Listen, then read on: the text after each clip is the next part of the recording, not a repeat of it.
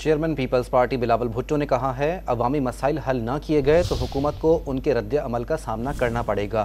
ایک سوال کے جواب میں کہا 300 یونٹ مفت بجلی ان کے وزیر اعظم بننے سے مشروط تھی۔ پشاور میں نیوز کانفرنس کرتے ہوئے واضح کر دیا صرف دورہ افغانستان سے دونوں ممالک کے مسائل حل نہیں ہوں گے۔ پرسیپشن تو یہ ہے کہ دن بدن حالات بگڑ رہے ہیں۔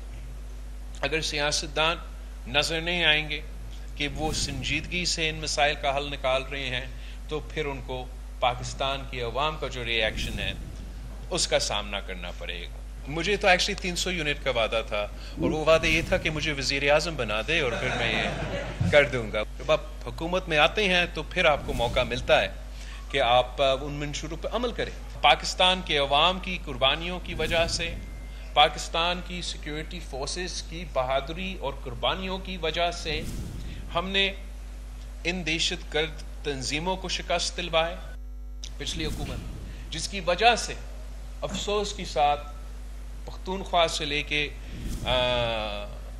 بلوچستان تک ایک بار پھر دہشت گردی کی جو تنظیمیں ہیں وہ اپنے سر اٹھا رہے ہیں۔